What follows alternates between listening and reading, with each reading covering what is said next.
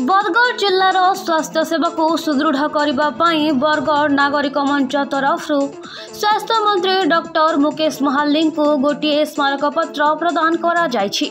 मुख्यतः बरगढ़ रे गोटे मेडिकल कॉलेज खोलिबा को राज्य सरकार पाखरे दाबी करा जायछि।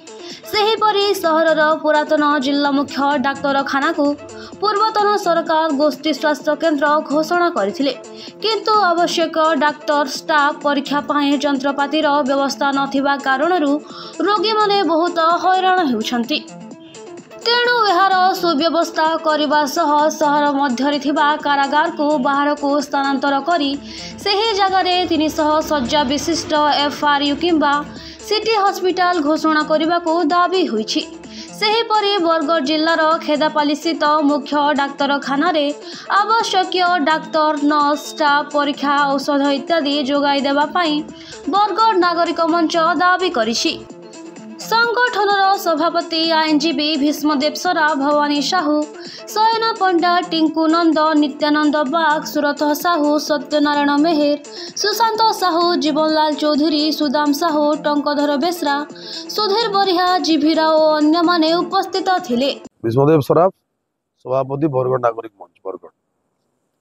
आज आम बरगढ़ गस्तर थिबा ओडिशा सरकार माननीय स्वास्थ्य और परिवार कल्याण मंत्री महालिंग आज्ञा को देखा करवार लगे आसलु। बरगढ़ नागरिक मंचर सभापति, संपादक एवं विभिन्न पदपदवी थिबा आमर कार्यकारी कमिटी सदस्य तथा आमर जनरल बॉडी मेंबर माने एवं बरगढ़ रे चली थिबा सरकारी डाक्तरखाना रे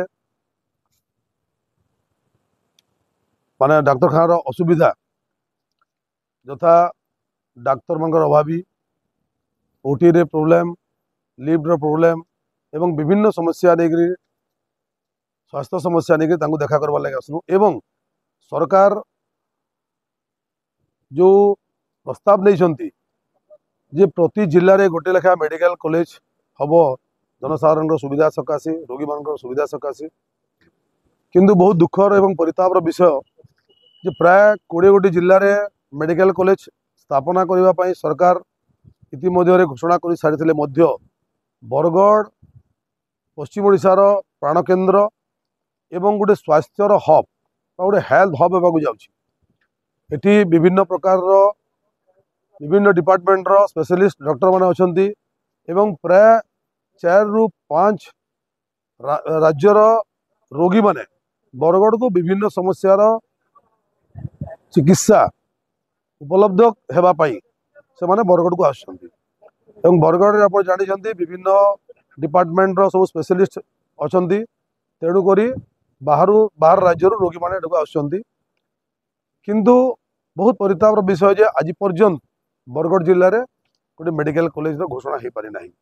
क्यों कारण हो पारु नहीं सेटा तो आम जानीपारू ना, किंतु इच्छा शक्तिर अभाव हो बा सरकार कौन असुविधा हेतु आज पर्यंत घोषणा हो पारि ना। तेणुक आमे आज मान्यवर स्वास्थ्य मंत्री को एक दाबी पत्र देइछु जे यथाशीघ्र सरकार बरगढ़ रे गोटे मेडिकल कॉलेज करने घोषणा करंतु, जद्वारा कि पश्चिम ओडिशा तथा बरगढ़ एवं आखपाख अंचल रोगी मान समस्या दूर हो पारिबो एवं बरगढ़ रे जो स्वास्थ्यगत समस्या अच्छी से भी निश्चित भाव में दूर हो पारिबो।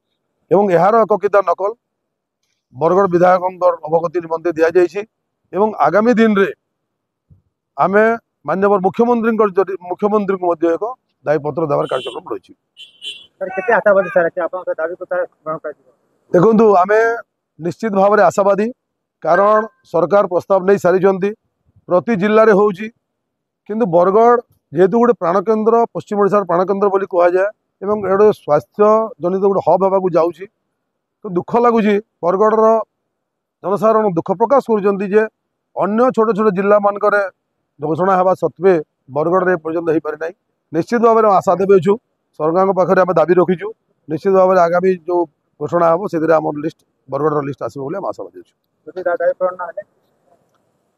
समय कह बरगढ़ मुन्ना साहू रिपोर्ट, कोशाला प्रवाह।